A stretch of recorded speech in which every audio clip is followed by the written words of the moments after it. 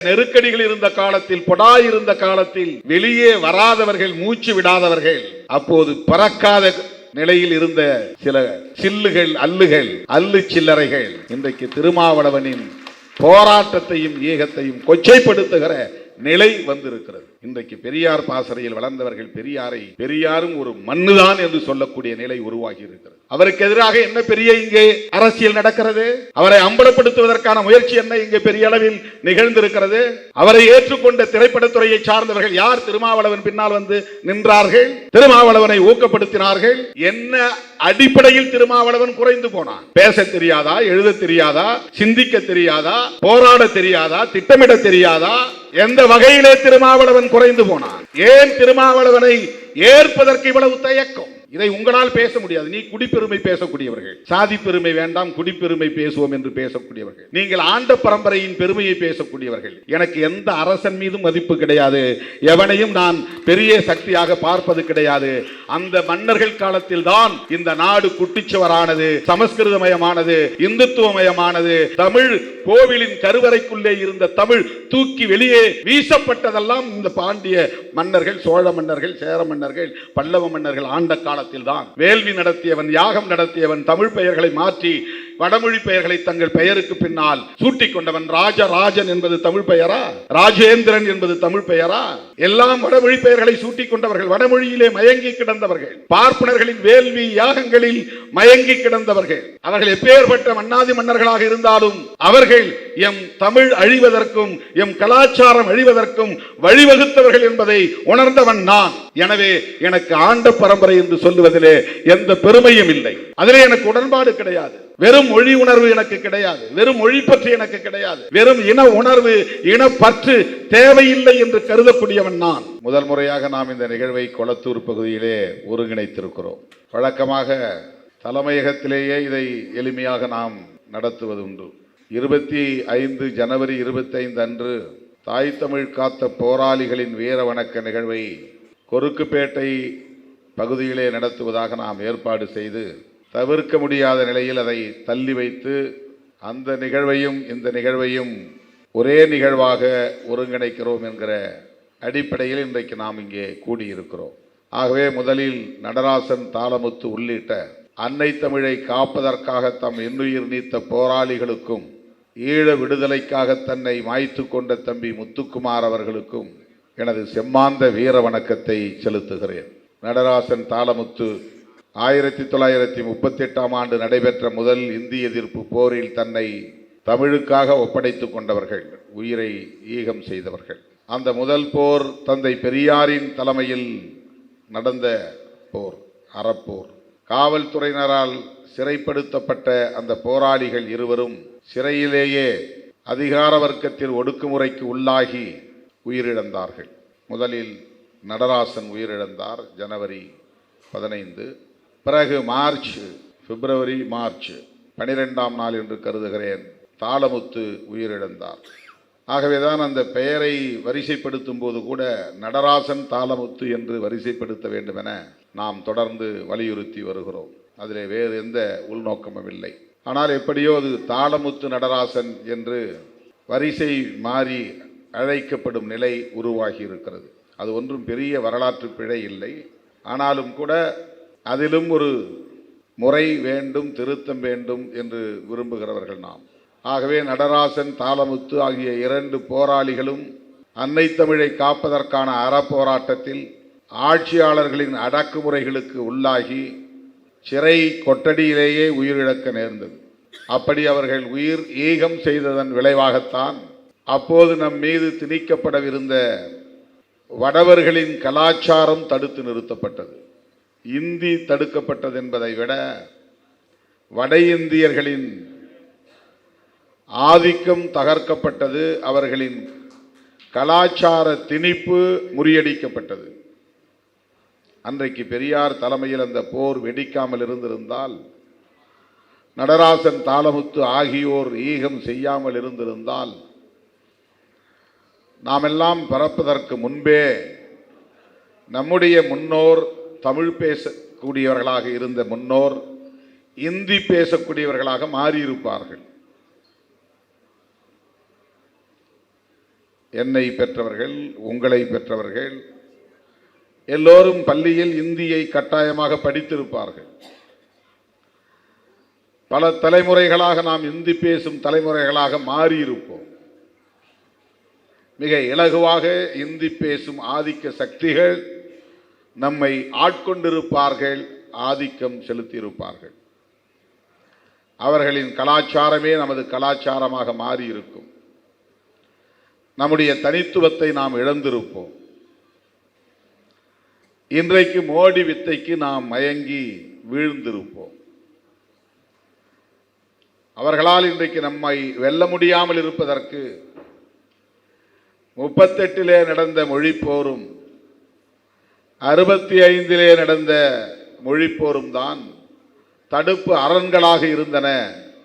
நம்மை பாதுகாக்கும், நம் பாரம்பரியத்தை பாதுகாக்கும் பாதுகாப்பு அரண்களாக இருந்தன என்பதை நாம் உணர்ந்து கொள்ள வேண்டும். அன்றைக்கு ஆட்சியிலே இருந்தவர்கள் பிஜேபி காரர்கள் இல்லை, காங்கிரஸ்காரர்கள் தான். அன்றைக்கு தமிழ்நாட்டை ஆண்டவர்கள் திராவிட கட்சிகளை சார்ந்தவர்கள் அல்ல, காங்கிரஸ்காரர்கள் தான். டெல்லியிலும் காங்கிரஸ், எல்லா மாநிலங்களிலும் காங்கிரஸ் ஆண்டு கொண்டிருந்த காலம் அது, தமிழ்நாடு உட்பட. ஆகவே காங்கிரஸ்காரர்களாக இருந்தாலும் சரி அல்லது பிஜேபி காரர்களாக இருந்தாலும் சரி, அவர்கள் வட இந்தியக்காரர்கள் என்கிற நிலையிலே இந்தியை இந்தியாவின் தேசிய மொழியாக ஆக்க வேண்டும், ஒரே மொழியாக ஆக்க வேண்டும் என்கிற உணர்வை பெற்றவர்கள். இன்றைக்கும் அந்த உணர்வுதான் அவர்களிடையே இருக்கிறது என்பதை மறந்துவிடக்கூடாது.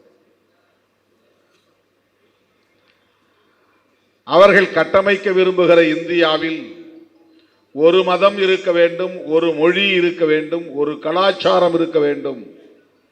பல மொழிகள் கூடாது, ஒரே மொழிதான். பல மதங்கள் இருக்கக்கூடாது, ஒரே மதம்தான். பல கலாச்சாரங்கள் இருக்கக்கூடாது, ஒரே கலாச்சாரம் தான் இருக்க வேண்டும். இதுதான் டெல்லியிலிருந்து ஆளுவோரின் எண்ணம். ஒரு சிறிய மாறுபாடு, காங்கிரஸ் அல்லது காந்தி அல்லது ஜவஹர்லால் நேரு போன்றவர்கள் அந்த பன்மைத்துவத்தை எதிர்க்கவில்லை. எனவே இந்தி பேசாத மாநிலங்களில் இந்தியை நாங்கள் திணிக்க மாட்டோம் என்கிற ஒரு உடன்பாட்டுக்கு வந்தார்கள் 1965. அப்படிப்பட்ட ஒரு முற்போக்கான சிந்தனை கொண்ட ஜவஹர்லால் நேரு அவர்கள் கூட தமிழர்களின் போராட்டத்தை கடுமையாக விமர்சித்தார். தமிழர்களை முட்டாள்கள் என்று வெளிப்படையாக பேசினார். இதெல்லாம் வரலாறு. ஆனால் அவர்கள் ஒரே மொழிதான் இருக்க வேண்டும், ஒரே மதம்தான் இருக்க வேண்டும் என்பதை ஒரு தீவிரமான நிலைப்பாடாக எடுக்கவில்லை. ஆனாலும் அந்த கட்சியிலும் மொழி வெறியர்கள் இருந்தார்கள், மத வெறியர்கள் இருந்தார்கள், பிராந்திய வெறி பிடித்தவர்கள் இருந்தார்கள். இந்தியாவில் உள்ள அனைவரையுமே இந்தி பேசக்கூடியவர்களாக மாற்ற வேண்டும் என்கிற வெறி கொண்டவர்கள் இருந்தார்கள் என்பதை மறுக்க முடியாது. கால ஓட்டத்தில் அவர்கள் இன்றைக்கு தங்களுடைய நிலைப்பாட்டை, காங்கிரசின் நிலைப்பாட்டை மாற்றிக்கொள்ளும் நிலை ஏற்பட்டிருக்கிறது. ஆனால் இந்தி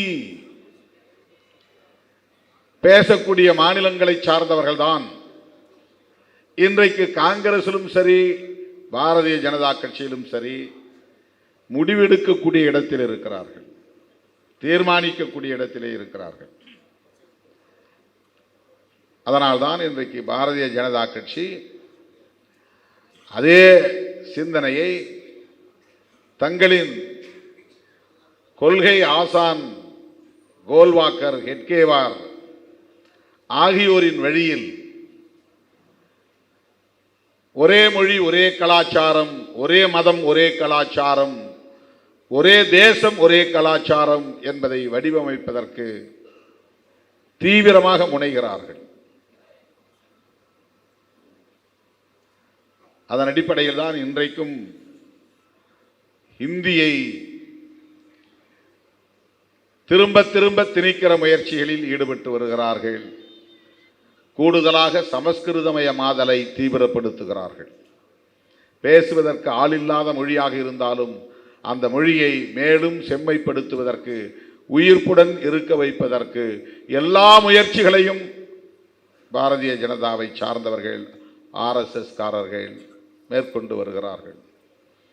இப்படியான ஒரு சூழலில் மொழி வழி தேசியத்தை அவர்களால் ஒருபோதும் ஏற்றுக்கொள்ள முடியாது. அது பிராந்தியவாதமாக வளரும் நாடு பிரிவினைக்கு இட்டு செல்லும் என்கிற கருத்தை கொண்டவர்கள்தான். மொழி வழி தேசியம் என்றால் தமிழ் தேசியம், மலையாள தேசியம், கன்னட தேசியம், தெலுங்கு தேசியம் என்று வளர்ந்துவிடக்கூடாது. அந்த கருத்து வலுப்பெற்றால் ஒவ்வொரு மாநிலமும் தனித்தனி நாடுகளாக சிதறுண்டு போகும். தாம் விரும்புகிற ஒரு இந்தியாவை காஷ்மீர் முதல் கன்னியாகுமரி வரையில், பஞ்சாப் முதல் மேற்கு வங்கம் வரையில் ஒரே இந்தியாவை, இந்தியா என்கிற ஒரு தேசத்தை கட்டமைக்க முடியாமல் போய்விடும் என்கிற அச்சம் அவர்களுக்கு இருக்கிறது. எனவே அடிப்படையில் அவர்களால் மொழி வழி தேசியத்தை ஏற்கவே முடியாது. அப்படி பார்க்கிற போது இலங்கையிலும் சரி, தமிழ் ஈழம் என்கிற தேசம் மொழி வழி தேசியத்தின் அடிப்படையில் உருவாவதை இந்திய ஆட்சியாளர்கள் ஒருபோதும் ஏற்றுக்கொள்ள மாட்டார்கள். மொழி வழி தேசியம் அடிப்படையில் தமிழ் ஈழம் உருவாகும் என்ற நிலை, ஒரு வரலாறு ஏற்பட்டுவிட்டால் அது இந்தியாவை பெரும் தாக்கத்திற்கு உள்ளாக்கும். மொழிவழி தேசியம் என்பது வலுப்பெற்றுவிடும். தமிழ்நாடு தனிநாடாகும் நிலை உருவாகும். பிற மாநிலங்களும் அதையே பின்பற்றும் சூழல் உருவாகும். எனவே எந்த சூழலிலும் மொழி வழி அடிப்படையில் ஒரு தேசம் அண்டையில் உருவாவதை கூட இந்திய ஆட்சியாளர்கள் ஏற்றுக்கொள்ள மாட்டார்கள். இது நாம் உணர்ந்து கொள்ள வேண்டிய முடிவான ஒரு நிலைப்பாடு. ஒருபோதும் ஏற்றுக்கொள்ள மாட்டார்கள். எந்த நாளிலும் ஏற்றுக்கொள்ள மாட்டார்கள். தமிழீழம் உருவாவதை சிங்களவன் ஏற்றுக்கொள்ள மாட்டான் என்பது சரி. ஆனால் இந்திய ஆட்சியாளன் ஏற்றுக்கொள்ள மாட்டான். இதை உணர்ந்து நாம் செயல்பட வேண்டும். ஏற்றுக்கொள்ள மாட்டான் என்பதற்காக அதை விட்டுவிட வேண்டும் என்கிற பொருளில் சொல்லவில்லை. ஏற்றுக்கொள்ள மாட்டான் என்பதை முதலில் புரிந்து கொள்ள வேண்டும். சில பேர் இலை மலர்ந்தால் ஈழம் மலரும் என்று சொல்லுகிறார்கள். அது ஏமாற்று வேலை. காங்கிரஸை தூக்கி எறிந்து விட்டால், பிஜேபி ஆட்சிக்கு வந்து விட்டால் ஈழம் மலர்ந்துவிடும் என்ற நம்பிக்கையை இங்கே விதைத்தார்கள். அதுவும் அறியாமைதான், அது அல்லது ஏமாற்று வேலைதான்.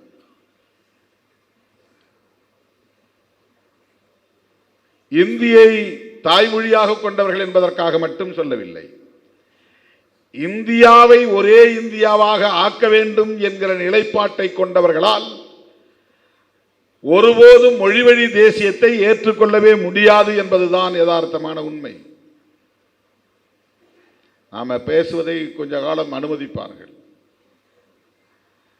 ஆனால் எந்த மூலையில் தனிநாடு கோரிக்கை எழுந்தாலும் உடனே மூட்டை பூச்சியை நசுக்குவது போல் நசுக்கி விடுவார்கள். பஞ்சாப் காலிஸ்தான் என்கிற தனிநாடு கோரிக்கை வெகுண்டெழுந்தது. இன்றைக்கு அதை அந்த சொல்லை உச்சரிப்பதற்கு கூட ஆள் இல்லை என்கிற நிலை உருவாகி இருக்கிறது. அயல் நாடுகளில் இருப்பவர்கள் பேசுகிறார்கள் காலிஸ்தானை பற்றி. அயல் நாடுகளில் புலம்பெயர்ந்த பஞ்சாபியர்கள் பேசுகிறார்கள். அங்கொன்றும் இங்கொன்றும் அந்த குரல் கேட்கிறது. இந்தியாவில் எந்த மூலையிலும், பஞ்சாபின் எந்த மூலையிலும் காலிஸ்தான் என்கிற குரலே இப்போது கேட்பதில்லை.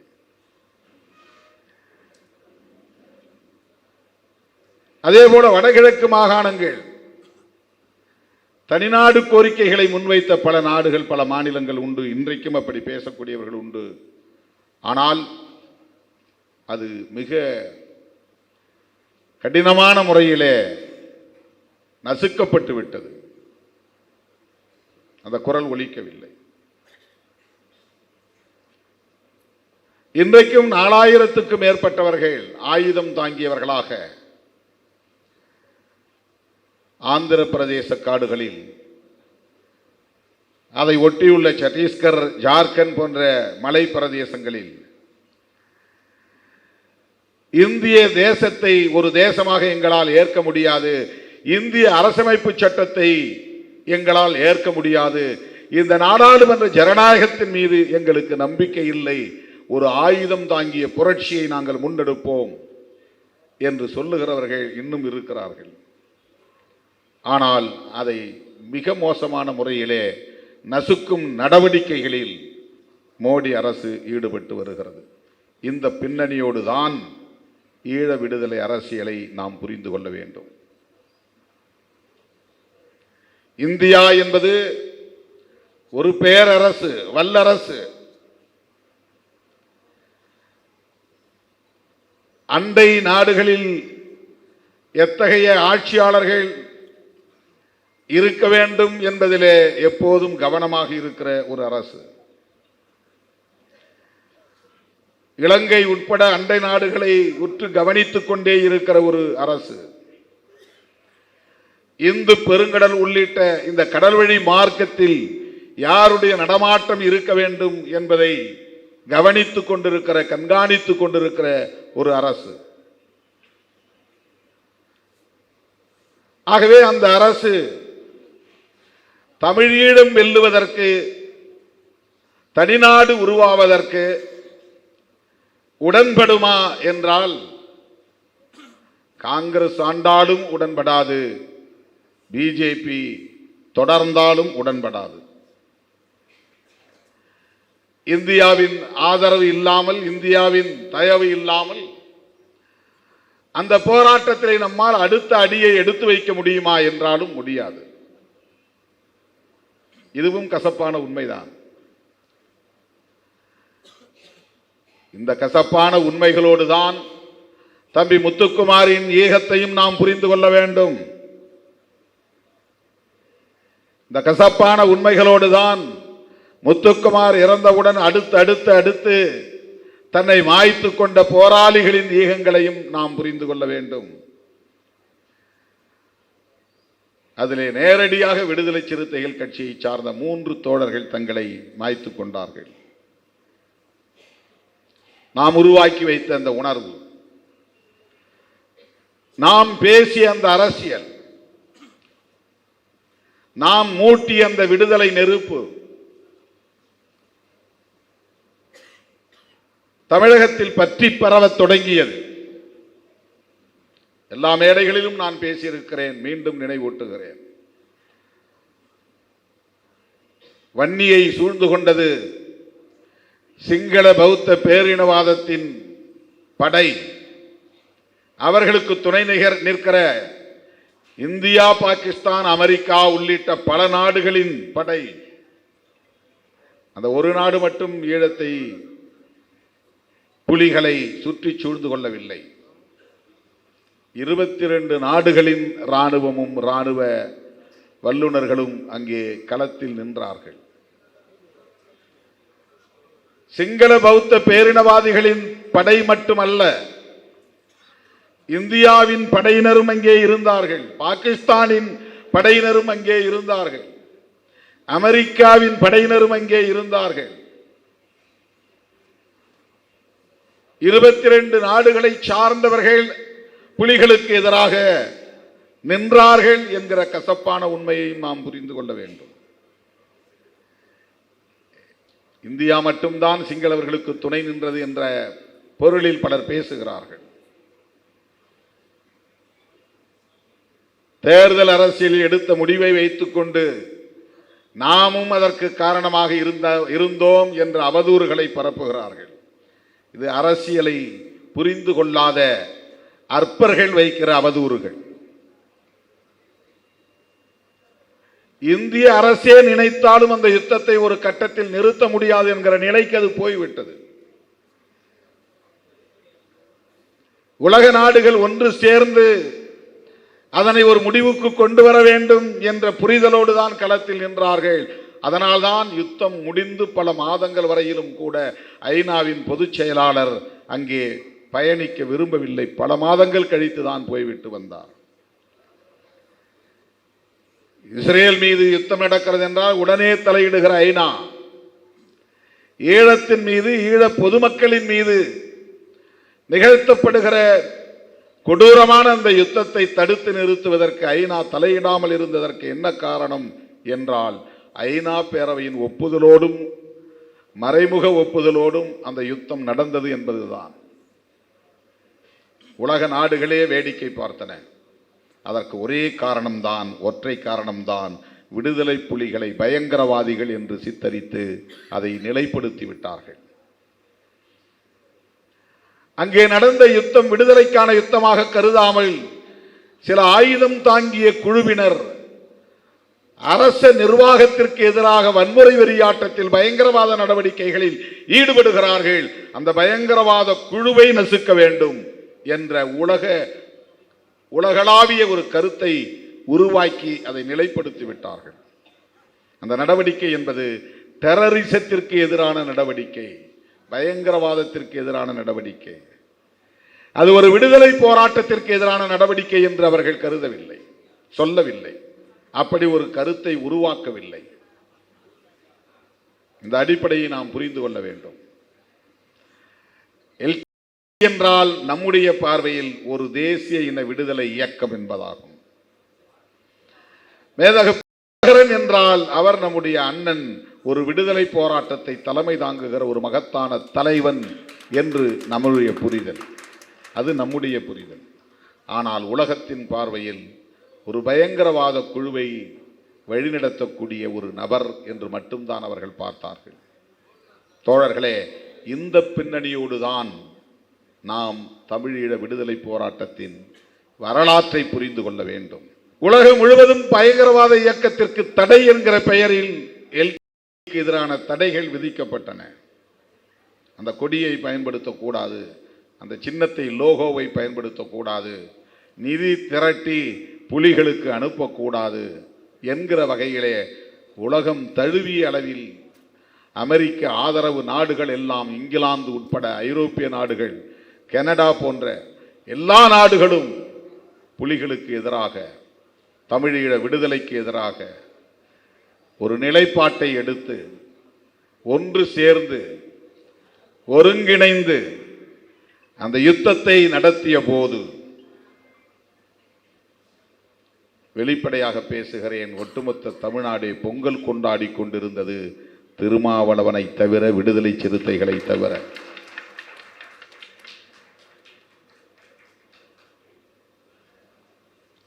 அங்கும் இங்கும் ஓடி பார்த்தேன், தலைவர்களோடு பேசி பார்த்தேன், முட்டி பார்த்தேன், மோதி பார்த்தேன், யாரையும் என்னால் ஒருங்கிணைக்க முடியவில்லை. இதை மீண்டும் மீண்டும் மேடைகளில் பேச நான் விரும்பவில்லை. வேறு வழி இல்லாமல் நான் மட்டுமாவது சாகும் வரை உண்ணாநிலை அறப்போராட்டத்தை மேற்கொள்ள போகிறேன் என்று நான் முடிவெடுத்து, கட்சி தோழர்கள் யாரிடத்திலும், முன்னணி தலைவர்கள் யாரிடத்திலும் கலந்து பேசாமல் அந்த முடிவை நான் மேற்கொண்டு இரவோடு இரவாக மறைமலை நகரை தேடி சென்று அங்கே உள்ள ஒரு பெரும் பரப்பில், ஒரு மைதானத்தில் ஒரு பந்தலை போட்டு நான் பொங்கல் நாளில் உண்ணாநிலை அறப்போராட்டத்தை தொடங்கினேன். என்னை ஊக்கப்படுத்த வேண்டியவர்கள், எனக்கு உற்ற துணையாக இருக்க வேண்டியவர்கள்,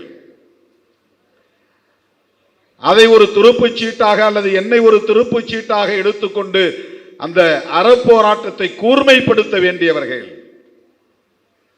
எப்படியாவது அதை நிறுத்த வேண்டும் என்பதில்தான் ஆர்வம் காட்டினார்கள். நல்லெண்ணத்தின் அடிப்படையிலும் இருக்கலாம், அல்லது உள்நோக்கத்தின் அடிப்படையும் இருக்கலாம் என்று கருதக்கூடிய வகையில் அன்றைக்கு இந்த போராட்டத்தை நிறுத்துவதிலே எல்லோரும் குறியாக இருந்தார்கள். கூட்டணியில் இருந்து கொண்டே அந்த முடிவை எடுத்தவன் திருமாவளவன். திமுக கூட்டணியில் இருந்து கொண்டே அந்த முடிவை எடுத்த போது திமுக அரசுக்கு சொல்லப்பட்ட செய்தி, திருமாவளவன் நடராசனோடும் நெடுமாறனோடும் சேர்ந்து கொண்டு இந்த அரசுக்கு நெருக்கடி தருகிறான் என்றுதான் உளவுத்துறை அறிக்கை தந்தது. முதலமைச்சரின் பிரதிநிதியாக ஆற்காடு வீராசாமி நேரிலே வந்து போராட்டத்தை கைவிட வேண்டும் என்று வலியுறுத்தினார். நான் மறுதளித்தேன். உண்ணாநிலை அறப்போராட்டம் எல்லாம் நம்முடைய வழிமுறை இல்லை என்று தமிழர் தலைவர் ஐயா வீரமணி அவர்கள் என்னை நேரிலே வந்து சந்தித்து அதை கைவிடும்படி கேட்டுக்கொண்டார். உங்களை மீறுவதாக என்ன வேண்டாம், நான் எடுத்த முடிவை தொடருகிறேன் ஐயா, மன்னித்து விடுங்கள் என்று நான் தொடர்ந்தேன். என் உயிரின் உயிரான விடுதலை சிறுத்தைகள் தான் என்னோடு களத்திலே நின்றார்கள். பொங்கலை தவிர்த்தார்கள். 3வது நாள் 4வது நாள் ஆங்காங்கே பதற்றம் உருவானது, சட்டம் ஒழுங்கு சீர்குலையும் நிலை உருவானது. 4வது நாள் 26 பேரை குண்டர் தடுப்பு சட்டத்தில் திராவிட முன்னேற்ற கழகத்தின் தலைமையிலான அரசு சிறைப்படுத்தியது. தமிழ்நாடு முழுக்க 26 பேர் குண்டர் தடுப்பு சட்டத்தில் சிறைப்படுத்தப்பட்டார்கள். சொல்லப்பட்ட செய்தி, திருமாவளவன் அன்றைக்கு திமுக அணியில் இல்லாமல் எதிர் முகாமிலே இருந்த தலைவர்களோடு இணைத்து பேசி இவன் ஆட்சிக்கு அரசுக்கு நெருக்கடி தருகிறான் என்றுதான் எனக்கு எதிரான தகவல் தரப்பட்டது. காங்கிரஸ் அன்றைக்கு எங்களுக்கு எதிரான கருத்துக்களை பேசியது. கூட்டணியில் இருந்து திருமாவளவனை வெளியேற்ற வேண்டும் என்று சட்டமன்றத்திலேயே வேலூர் ஞானசேகரன் பேசியது இன்றைக்கும் அவை குறிப்பிலே இருக்கிறது. நாங்கள் புல்லாரெட்டி அவனியூரில் நடத்திய கருத்துரிமை மீட்பு மாநாட்டை தடை செய்ய வேண்டும் என்று இந்த பிரச்சனையெல்லாம் முற்றுவதற்கு முன்னதாக விடுதலை சிறுத்தைகளுக்கு எதிராக காங்கிரஸ் அன்றைக்கு பேசியது. எந்த உள்நோக்கமும் இல்லாமல், யாருடைய தூண்டுதலுக்கும் ஆளாகாமல், நாணயத்தோடு நேர்மையோடு இந்த பிரச்சனையை கையில் எடுத்த இயக்கம் விடுதலை சிறுத்தைகள் கட்சி. நான் சென்னை பல்கலைக்கழகத்து மாணவனாக இருந்த காலத்தில் இருந்து 1983 இருந்து 2009 முள்ளிவாய்க்கால் இனக்கொலை நடக்கிற வரையில் ஈழ விடுதலைக்கான களத்தில் ஒரு தமிழன் என்கிற உணர்வோடு முழுமையாக என்னை ஒப்படைத்துக் கொண்டவன். எந்த எதிர்பார்ப்பும் எனக்கு கிடையாது. விடுதலை புலிகளின் மாணவர் இயக்கத்திலேயே என்னை உறுப்பினராக சேர்த்து கொண்டு அவர்களோடு பயணித்தவன் நான். சோல்ட் என்கிற அமைப்பு, SOLT, students organisation of liberation tigers, 5 ரூபாய் கட்டணம் செலுத்தி உறுப்பினராக என்னை பதிவு செய்து கொண்டேன். 21 வயது. அப்போது பெரியார் திடலில் ஈழ விடுதலைக்கு ஆதரவாக மாணவர் மாநாட்டை என் தலைமையில் நடத்தியவன்.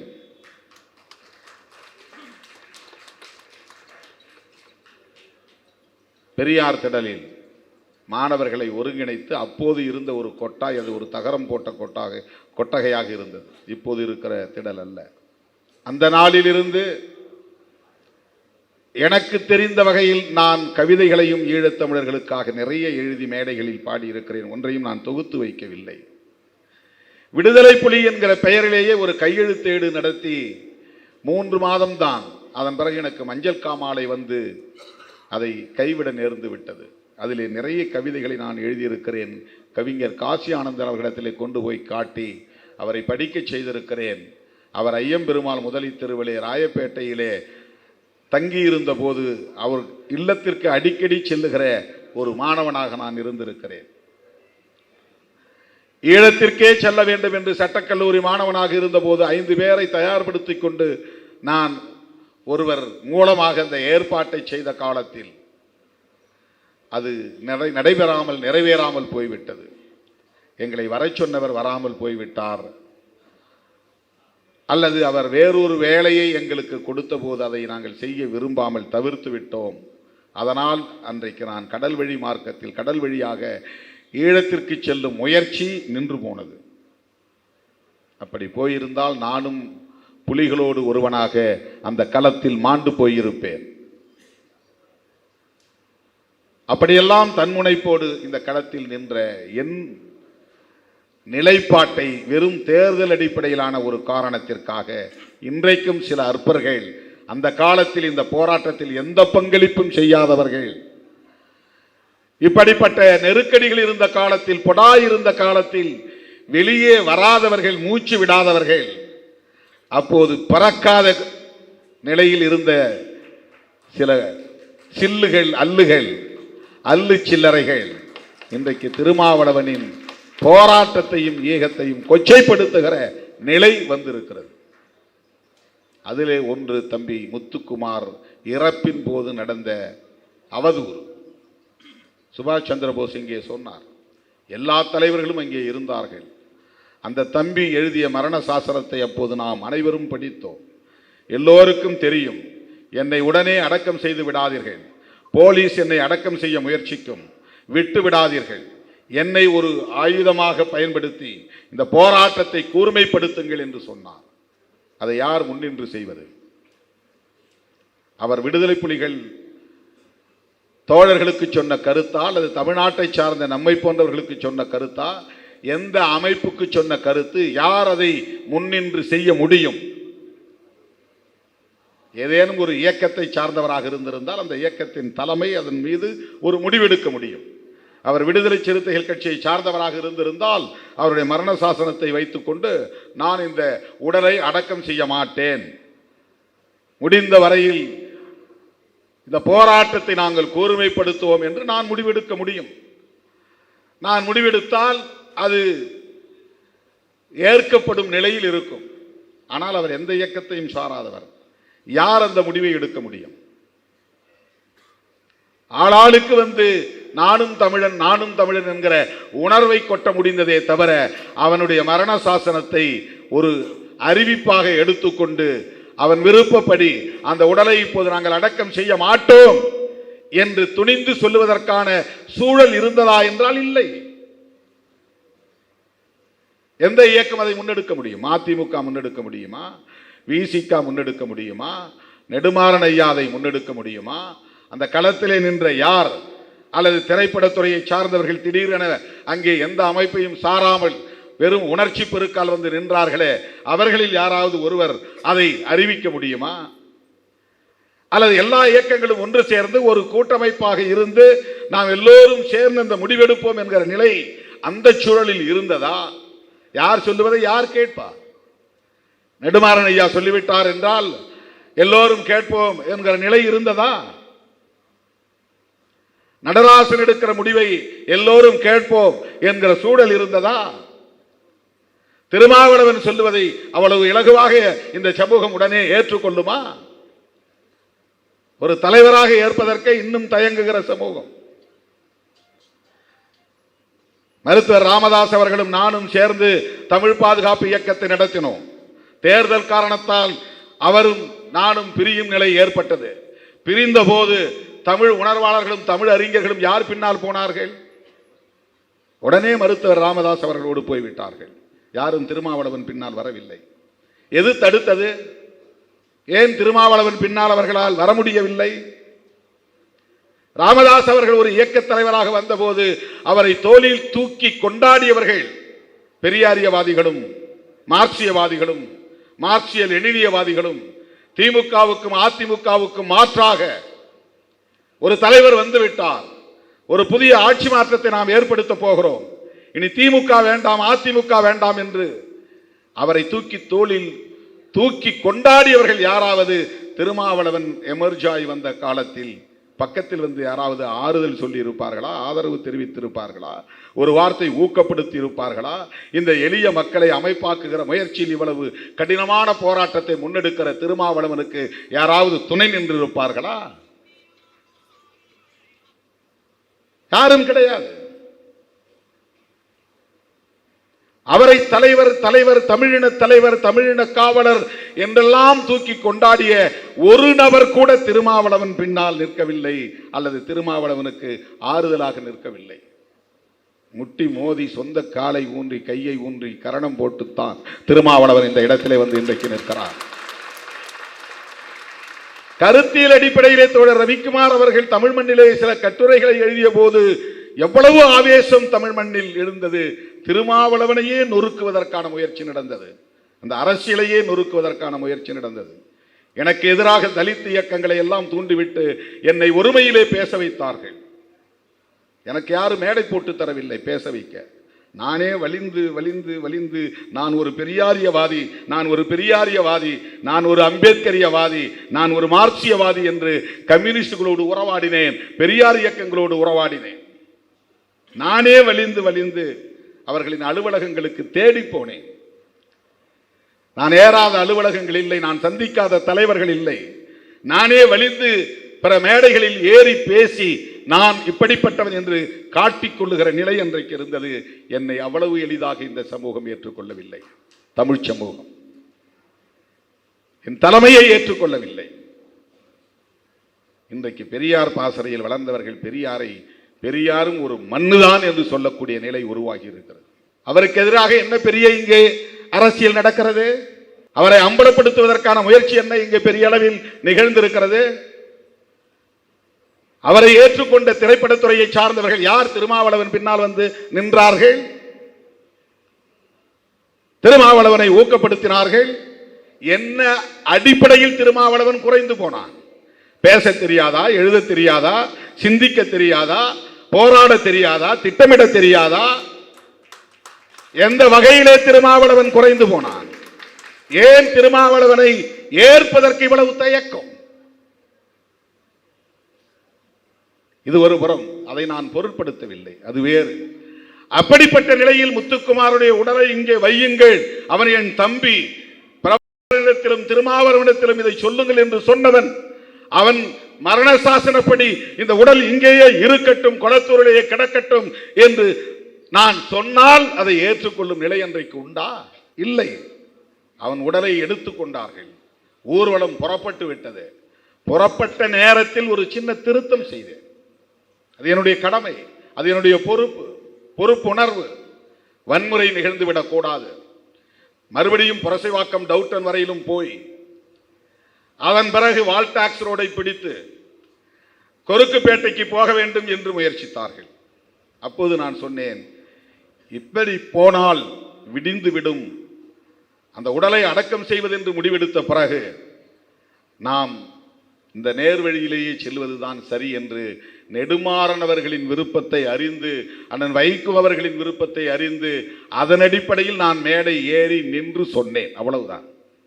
உடனே திருமாவளவனை விட தீவிரமான தமிழ் பற்று உள்ள, இனப்பற்று உள்ள பலர், திரைப்பட துறையை சார்ந்தவர்களும் உடனே அங்கேயே திருமாவளவன் திமுகவின் கைகூலி என்று பேச தொடங்கிவிட்டார்கள். ஏதோ கருணாநிதி கூப்பிட்டு சொல்லித்தான் நான் மடைமாற்றம் செய்கிறேன் என்று அந்த கூட்டணியில் இருந்ததனால் எனக்கும் அவருக்கும் தேர்தல் உறவு அவ்வளவுதான். என் நிலைப்பாட்டில் ஒருபோதும் திமுக தலையிட்டதில்லை. எல்லா மேடைகளிலும் அண்ணன் நான் பேசியிருக்கிறேன், விடுதலை புலிகளை ஆதரித்து பேசியிருக்கிறேன். என்னை ஒருபோதும் திமுக தடுத்ததில்லை. அது வேறு, அது தேர்தல் உறவு.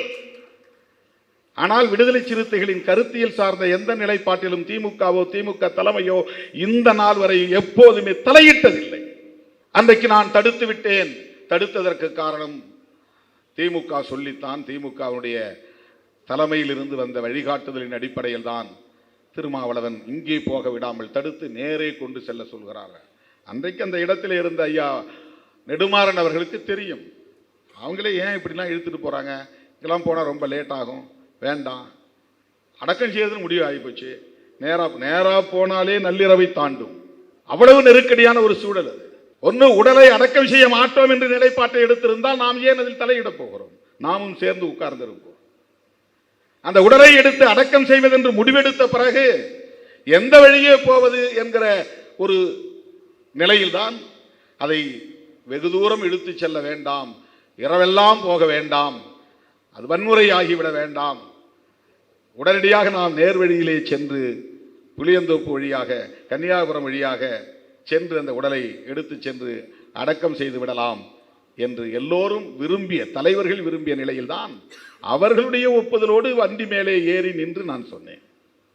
இன்றைக்கும் சிலர் எப்போதுமே என் தலைமையை ஏற்றுக்கொள்ள முடியாத சாதியவாதிகள் அந்த அற்பத்தனமான அவதூறுகளை பரப்பிக் கொண்டிருக்கிறார்கள். உலகம் முழுவதும் அண்ணன் சொல்லித்தான் நான் புலம்பெயர்ந்த நாடுகளுக்கு போயிருக்கிறேன். அண்ணன் அவர்கள் என்னை அடையாளப்படுத்திய பிறகுதான் உலகம் தழுவிய அளவில் புலம்பெயர்ந்த நாடுகளில் அழைப்பை ஏற்று நான் போயிருக்கிறேன், பேசியிருக்கிறேன். அவர் என்னை தனிமையிலே சந்தித்து உரையாடியது என்னோடு வந்தவர்களுக்கே தெரியாது. நாங்கள் 2002 மானுடத்தின் தமிழ்கூடல் மாநாட்டில் பங்கேற்பதற்காக இன்குலாப் அவர்களும் ஜெயபிரகாஷன் அவர்களும் புகழேந்தி தங்கராஜ் அவர்களும் ஓவியர் மருது அவர்களும் நானும் சேர்ந்து 5 பேர் போனோம். எங்கள் எல்லோரையும் அவர் அந்த இராணுவ மிடுக்கு உடையோடு தான் இராணுவ உடை மிடுக்கோடு தான் வரவேற்றார். ஒவ்வொருவரையும் ஆறத் தழுவினார். உட்கார்ந்து கொஞ்ச நேரம் பேசிவிட்டு உணவுக்கு சென்றோம். அப்படி உணவு முடித்த பிறகு திரும்பி வருகிற போது என் கையை பிடித்து இழுத்து, காலை 5 மணிக்கு உங்களை நான் தனிமையாக சந்திக்க விரும்புகிறேன், சத்தியமூர்த்தி என்கிற சேரலாதன் உங்களை அழைத்து வருவார் என்று எனக்கு தனிப்பட்ட அழைப்பாக அதை சொன்னார். காலையில் 5 மணிக்கு நாங்கள் அங்கிருந்து புறப்பட்டு ஆண்டன் பாலசிங்கம் அவர்களை சந்தித்து விட்டு கடற்கரைக்கு போகிற போது நேரம் தவறி போய்விட்டது. எதிர்பார்த்த நேரத்தில் தளபதி சூசையை பார்க்க முடியவில்லை. போனதும் வருத்தப்பட்டார். உங்களை அழைத்து கொண்டு உள்ளே கடலுக்குள்ளே அழைத்து போக வேண்டும் என்று எதிர்பார்த்தேன், இவ்வளவு காலம் தாழ்ந்து வருகிறாயே என்று சேரலாதனை கடிந்து கொண்டார். அதன் பிறகு அவர் ஏற்பாடு செய்த இரவு விருந்தை முடித்து கொண்டு நாங்கள் அங்கே நிதர்சனம் என்கிற கலைக்குழுவின் அலுவலகத்திலே படுத்திருந்து அதிகாலை 4 மணிக்கு என்னை சேரலாதன் தட்டி எழுப்பி அந்த நேரத்தில் அந்த குளிர்ந்த நீரில் என்னை குளிக்க வைத்து இருசக்கர வண்டியிலே அழைத்து கொண்டு போனார். சொன்ன நேரத்திற்கு எங்களால் போக முடியவில்லை. இருசக்கர வண்டியில் போய் சேர 6:30 மணிக்கு மேலாகிவிட்டது. அவர் 5:30 மணிக்குள்ளாக வர வேண்டும் என்று எதிர்பார்த்தார். தமிழேந்தி தங்கியிருந்த அந்த இல்ல வளாகத்திற்குள்ளே அவரும் நானும் 1 மணி நேரம் பேசினோம். அவர் மட்டுமே பேசிக் கொண்டிருந்தார். அவர் பேசியதையெல்லாம் நான் வெளிப்படையாக சொல்ல முடியாது. அவருடைய பேச்சில் இருந்த ஒரு கருத்து, அவர் சாதி ஒழிப்புடன் கூடிய தமிழ் தேசியத்தை தான் முன்னெடுத்தார். இதைத்தான் நான் சொல்லுகிறேன். இதை உங்களால் பேச முடியாது. நீ குடிப்பெருமை பேசக்கூடியவர்கள், சாதி பெருமை வேண்டாம் குடிப்பெருமை பேசுவோம் என்று பேசக்கூடியவர்கள், நீங்கள் ஆண்ட பரம்பரையின் பெருமையை பேசக்கூடியவர்கள். எனக்கு எந்த அரசன் மீதும் மதிப்பு கிடையாது, எவனையும் நான் பெரிய சக்தியாக பார்ப்பது கிடையாது. அந்த மன்னர்கள் காலத்தில் தான் இந்த நாடு குட்டிச்சுவரானது, சமஸ்கிருதமயமானது, இந்துத்துவமயமானது. தமிழ் கோவிலின் கருவறைக்குள்ளே இருந்த தமிழ் தூக்கி வெளியே வீசப்பட்டதெல்லாம் இந்த பாண்டிய மன்னர்கள், சோழ மன்னர்கள், சேர மன்னர்கள், பல்லவ மன்னர்கள் ஆண்ட காலத்தில் தான். வேள்வி நடத்தியவன், யாகம் நடத்தியவன், தமிழ் பெயர்களை மாற்றி வடமொழி பெயர்களை தங்கள் பெயருக்கு பின்னால் சூட்டிக் கொண்டவன். ராஜராஜன் என்பது தமிழ் பெயரா? ராஜேந்திரன் என்பது தமிழ் பெயரா? எல்லாம் வடமொழி பெயர்களை சூட்டிக் கொண்டவர்கள், வடமொழியிலே மயங்கி கிடந்தவர்கள், பார்ப்பனர்களின் வேள்வி யாகங்களில் மயங்கி கிடந்தவர்கள். அவர்கள் எப்பேற்பட்ட மன்னாதி மன்னர்களாக இருந்தாலும் அவர்கள் எம் தமிழ் அழிவதற்கும் எம் கலாச்சாரம் அழிவதற்கும் வழிவகுத்தவர்கள் என்பதை உணர்ந்தவன் நான். எனவே எனக்கு ஆண்ட பரம்பரை என்று சொல்லுவதிலே எந்த பெருமையும் இல்லை, அதிலே எனக்கு உடன்பாடு கிடையாது. வெறும் மொழி உணர்வு எனக்கு கிடையாது, வெறும் மொழி பற்றி எனக்கு கிடையாது, வெறும் இன உணர்வு இனப்பற்று தேவையில்லை என்று கருதக்கூடியவன் நான். அதுதான் பெரியாருடைய பார்வையும். சாதியை ஒழிக்காமல் இங்கே சமத்துவத்தை நிலைநாட்ட முடியாது என்பதில் உறுதியாக நின்றவர் தந்தை பெரியார். அதே கருத்தை கொண்டவர் தான் அண்ணன் அவர்கள், மேதகு அவர்கள். அதுல ஒரே ஒரு விஷயத்தை மட்டும் நீங்க புரிஞ்சுக்கணும். எதிரியை அடையாளப்படுத்துகிற போது சிங்கள பௌத்த பேரினவாதி என்று சொல்லுகிற அண்ணன் பிரபாகரன் ஒரு இடத்தில் கூட தன்னை அடையாளப்படுத்துகிற போது இந்து, தமிழ் இந்து சிறுபான்மை என்று சொல்லவில்லை. அதுதான் நேரு எதிர். சிங்களம் என்பதற்கு எதிரானது தமிழ், அவன் சிங்களவன், நான் தமிழன். பௌத்தன் என்பதற்கு நேரு எதிரானது இந்து, அவன் பௌத்தன், நான் இந்து. அவன் பெரும்பான்மை இனத்தை சார்ந்தவன், நான் சிறுபான்மை இனத்தை சார்ந்தவன். ஆகவே தன்னை அடையாளப்படுத்துகிற போது தமிழ் இந்து சிறுபான்மை என்று ஒருபோதும் சொன்னதில்லை. தமிழன் தமிழன் தமிழன் என்கிற தேசிய இன அடையாளத்தை மட்டும்தான் அவர் உயர்த்தி பிடித்தார். அவரை இந்த அடிப்படையில் தான் நாம் புரிந்து கொள்ள வேண்டும். மத உணர்வுக்கு அப்பாற்பட்டவர், மத அடையாளத்திற்கு அப்பாற்பட்டவர். இந்து என்கிற மத அடையாளத்தை தவிர்க்கக்கூடியவன் சாதி ஒழிப்பில் உறுதியாக இருக்கிறவன் என்று பொருள். சாதி ஒழிப்புடன் கூடிய தமிழ் ஈழம் அங்கே மலர வேண்டும் என்பதில் உறுதியாக இருந்தவர் அண்ணன் பிரபாகரன். இந்த அடிப்படையில் அண்ணன் பிரபாகரனை ஒருவனால் புரிந்து கொள்ள முடியவில்லை என்றால் அவனால் எந்த காலத்திலும் அவர் கனவை நனவாக்க முடியாது. அவர் விரும்பிய ஈழத்தை வென்றெடுக்க முடியாது. விடுதலை சிறுத்தைகள் இப்படி கருத்தியல் அடிப்படையில் தான் ஈழ விடுதலையையும் அணுகுகிறோம். தம்பி முத்துக்குமாரின் ஈகத்தையும் அப்படித்தான் நாங்கள் பார்க்கிறோம். முத்துக்குமாருடைய சாசனத்தை படித்து பார்க்கிற போது அவன் வெறும் மொழி உணர்வு இன உணர்வால் பாதிக்கப்பட்டவன் என்று, அந்த தாக்கத்திற்கு ஆளானவன் என்று முடிவுக்கு வர முடியாது. அவ்வளவு தெளிவான அரசியல் புரிதலோடு அதை எழுதியிருக்கிறான் அவன். இந்திய அரசின் தலையீடு எப்படி ஒரு தேசிய இனத்தின் இறையாண்மை மீது தாக்குதலை நடத்துகிறது என்கிற புரிதல் அவனுக்கு இருக்கிறது. அதுதான் முக்கியமானது. தமிழர் இறையாண்மையை பற்றிய புரிதல் அவனுக்கு இருக்கிறது. தேசிய இன விடுதலை அரசியலை பற்றிய புரிதல் அவனுக்கு இருக்கிறது. அப்படி இல்லாமல் வெறும் மொழி உணர்வால் இன உணர்வால் ஒரு தேசத்தை வென்றெடுத்து விட முடியாது. அப்படி ஒரு நாடு விடுதலை அடைந்து விட முடியாது. இந்த இறையாண்மை குறித்த பார்வை தம்பி முத்துக்குமாருக்கு இருந்தது. நான் அடிக்கடி நினைத்து பார்ப்பேன். எனக்குள்ளே ஒரு குற்ற உணர்வு. அந்த 4 நாள் போராட்டத்தின் போது மறைமலை நகரிலே அவன் உடன் இருந்தான் என்பதை பிறகுதான் நான் தெரிந்து கொண்டேன். வன்னியரசு அந்த தம்பியை உங்களுக்கு தெரியவில்லையா, அடிக்கடி வந்து பார்ப்பார், 4 நாட்களும் உங்களோடு தான் இருந்தார் என்று சொன்னபோதுதான் எனக்கு தெரியும். ஒருவேளை அந்த போராட்டம் 5வது நாள் 6வது நாள் 7வது நாள் என்று தொடர்ந்திருந்தால் அந்த தம்பி நம்மோடு களத்தில் இருந்திருப்பார், உயிரோடு இருந்திருப்பார்.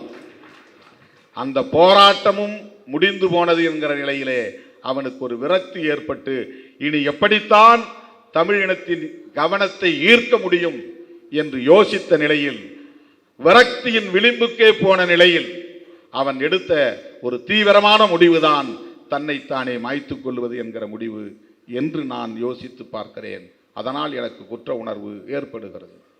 தோழர்களே, தம்பி முத்துக்குமாரின் ஈகம் உணர்ச்சி வயப்பட்ட ஒன்றல்ல, அறிவுபூர்வமானது,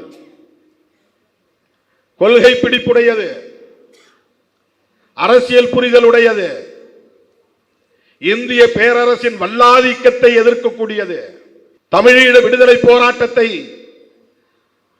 அரசியல் சார்ந்த புரிதலோடு அவன் அணுகியிருக்கிறான் என்பதை உணர்த்தக்கூடியது. அப்படிப்பட்ட அந்த மாவீரனின் ஈகத்தை போற்றுவோம். இனி ஆண்டுதோறும் இந்த பகுதியில் நம்முடைய தோழர்கள் அவருடைய நினைவு நாளில் இதை பெரும் நிகழ்வாக ஒருங்கிணைக்க வேண்டும் என்பதை ஒரு வேண்டுகோளாக விடுத்து இப்போது ஒரு அறிவிப்பை செய்ய நான் விரும்புகிறேன். உண்மையான தமிழ் தேசியத்தை வென்றெடுக்கும் ஆற்றல் பெற்றவர்கள் விடுதலை சிறுத்தைகள் தான் என்பதை உணர்த்தக்கூடிய வகையில் விரைவில் தமிழ் தேசிய எழுச்சி மாநாடு, விடுதலை சிறுத்தைகளின் மாநாடு தமிழகம் தழுவிய அளவில் நடைபெறும் என்பதை அறிவிக்கிறேன். தமிழ் தேசிய எழுச்சி மாநாடு எந்த தேதியில் நடைபெறும் என்பது பின்னர் அறிவிக்கப்படும். உயர்நிலை குழுவில் பேசி அறிவிக்கப்படும் என்பதை தெரிவித்துக் கொள்கிறேன். நமக்கு தேர்தல் 2ஆம் பட்சம்தான், நம்முடைய கருத்தியல் தான் முதலாவது என்பதை இந்த நேரத்திலே சொல்லி, இந்த தேர்தல் நெருங்கும் சூழலில் விடுதலை சிறுத்தைகள் முன்னெடுக்கும் தமிழ் தேசிய மாநாடு, தமிழ் தேசிய எழுச்சி மாநாடு விரைவில் நடைபெறும் என்பதை தெரிவித்து விடைபெறுகிறேன். நன்றி, வணக்கம்.